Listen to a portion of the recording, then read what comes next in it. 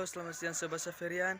Perkenalkan, nama saya Damian Wiranto Pranata. Saya siswa kelas 10G akan mempresentasikan hasil kerja tugas saya tentang pelapukan biologis. Nah, pelapukan biologis yang saya ambil ini, saya mengambil objek batu. Jadi saya akan menjelaskan tentang pelapukan. Pelapukan adalah proses penghancuran atau perubahan batuan atau sedimen pada permukaan bumi. Pelapukan dibedakan menjadi 3 berdasarkan faktor penyebabnya, yakni pelapukan biologi, pelapukan fisika, dan pelapukan kimia. Yang pertama, pelapukan biologi. Pelapukan biologi adalah pelapukan yang disebabkan oleh organisme hewan, tumbuhan, jamur, dan mikroorganisme seperti bakteri. Adapun penyebab lain dari pelapukan biologi disebabkan oleh aktivitas organisme dan mikroorganisme seperti hewan, tumbuhan, manusia, dan lumut. Berikut adalah penjelasan mengenai penyebab pelapukan biologi. Yang pertama, aktivitas hewan. Hewan dapat berkontribusi pada pelapukan, misalnya hewan dapat berjalan di atas batu, merusaknya, atau mengikis permukaan batu. Hewan penggali seperti luwak dapat memecah batu di bawah tanah atau membawanya ke permukiman, sehingga batu tersebut terkena kekuatan pelapukan lainnya. Beberapa hewan langsung menggali ke dalam batu. Cangkang picok adalah moluska berkerabat dengan kerang yang menggunakan cangkangnya untuk membuat lubang di batu sebagai tempat tinggal. Yang berikutnya, aktivitas manusia. Aktivitas manusia juga dapat menyebabkan terjadinya pelapukan biologi.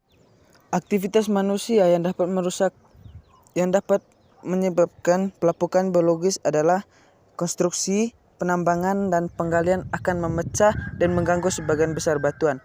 Lalu lintas pejalan kaki di atas batu juga menyebabkan gesekan yang memecah partikel-partikel kecil. Dalam waktu lama, lalu lintas pejalan kaki dapat menyebabkan keausan yang signifikan pada permukaan batu. Yang ketiga, mikroorganisme dan lumut. Tidak semua pelapukan biologis terjadi secara kasat mata. Banyak mikroorganisme di dalam tanah dan di permukaan batu yang menyebabkan pelapukan. Beberapa bakteri memperoleh nutrisi dengan mengambil kombinasi nitrogen dan dari udara dan mineral seperti silika, fosfor, dan kalsium dari batu. Dengan menghilangkan mineral ini, batuan melemah dan selanjutnya tunduk pada kekuatan pelapukan lain seperti angin dan air.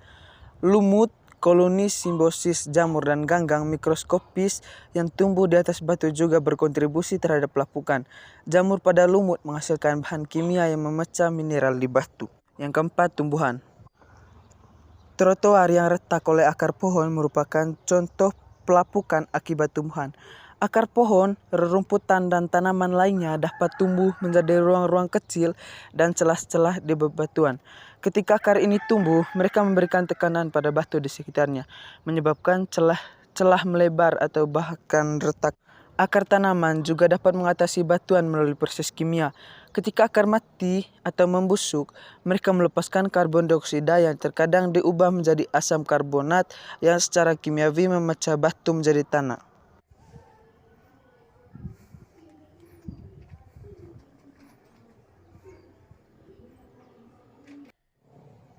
Seperti hal lainnya, proses yang satu ini mempunyai dampak positif dan negatif.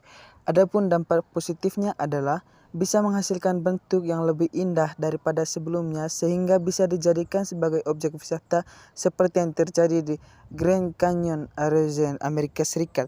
Yang kedua, pelapukan di daerah kapur bisa membentuk gua-gua dengan stalaktit dan stalagmit sehingga bisa dijadikan sebagai objek wisata seperti yang terjadi di Gua Mahrani, Lamongan, Jawa Timur. Adapun dampak negatifnya adalah merusak batu-batuan yang berarti juga termasuk berbagai bangunan sehingga sangat merugikan manusia.